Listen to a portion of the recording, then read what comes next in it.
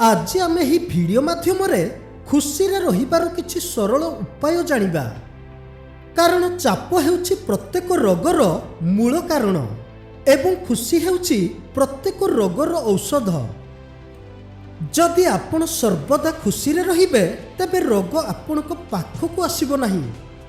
किंतु आजिर समय लोक माने खुशी नुहंती, जहा फल सेमानकर स्वास्थ्य को भी प्रभावित करुछि एवं डिप्रेशन, रक्तचाप और मधुमेह भली रोग देखा जाउछि। तबे भाबंतु खुशी रे रहिबा केते गुरुत्वपूर्ण। ताहाले आमे किपरि खुशी रे रहिबा? एठारे मु आपनको किछि सरल उपाय कहिबी जहाको आपणै आपण खुशी रे रहि परिबे एवं रोग व्याधिरु निजको रक्षा करि परिबे।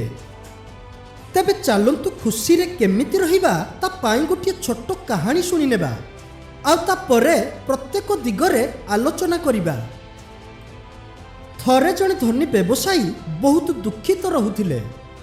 तांको पाखरे सबु किछि थिला, जेमिति कि टंका, बड़ घर, सुना गहना, चाकर बाकर सबु किछि थिला।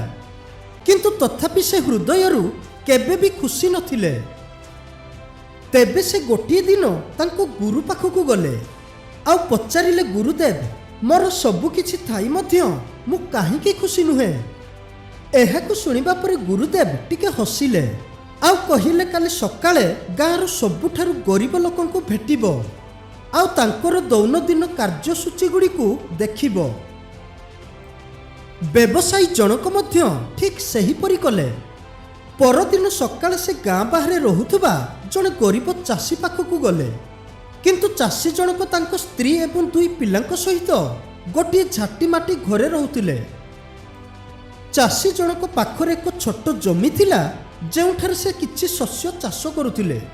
तथापि चाषी जनक हसुथिले आ तांको पिलामानक साथिरे खेलुथिले आ सेही बाट देई जाउथुबा समस्तंकु नमस्कार कहुथिले। आ एसबु को देखिबा पर व्यवसायी जनक आश्चर्य हेले।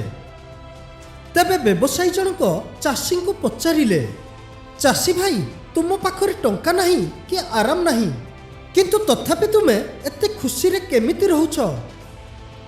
तेबे गरीब चाषी जनक कहिले, खुशी कोनोसी जिनिस रे नुहे, मन रे अछि। मु जहा किछि भी कार्य को करे मु ताहा संपूर्ण भाबरे हृदयरु करे। सकाळर पवन, पिलामानकर हस एवं परिवार साथ, एहा ही हेउछि मोर प्रकृत संपत्ति। आ एहाकु सुनिबा परे व्यवसायी जनक चुप हेई गले।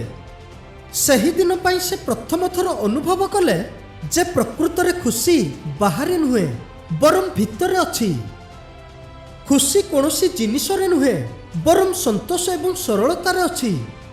जदि मन शांत थाए तबे प्रत्येक परिस्थिति रे खुशी मिली थाए।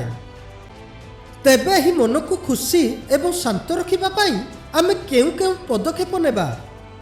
खुशी रे रहिबा पाई प्रथमे आपनकु 7 रु 8 घंटा पर्यंत निद नेबा उचित। कारण निद अभावरु चिड़चिड़ा लागि थाए, जहा फल रे मन खुशी हुए नाही। आ जदि आपण खुशी रे रहिबा पाई चाहंती तबे नकारात्मक जिनिस विषय चिंता करिबा एबे छाड़ंतु। आपण निजको बुझंतु जे जहा घटी जाइछि से अतीत, आ एबे आपनकु वर्तमान विषय चिंता करिबाकु पड़िबो। साथी रे जो माने अन्य मानको विषय खराब कथा कहंती बा तांकर निंदा करंती, आ सेही भली लोक माने भी तुम साथी रे गपसप करूछंती, तो सेमानक ठारू दूरता रखंतु। कारण एही भली लोक माने तुमको केबे भी खुशी हेबाकु देबे नाही। आपणक मन को खुशी एवं शांत रखिबा पाई ध्यान करंतु। साथी रे सकाळे अति कम रे 15 मिनिट पाई घास ऊपर खाली पादरे चलंतु। एहा खुशी हार्मोन को सिक्रेशन करिबारे सहायता करिथाए। साथी रे खुशी रे रहिबा पाई आपणकर खाद्य अभ्यास को भी परिवर्तन करंतु एवं आपणको खाद्य रे फल आ पनीपरिबा को शामिल करंतु। आ साथी रे अन्य मानकु बुझंतु।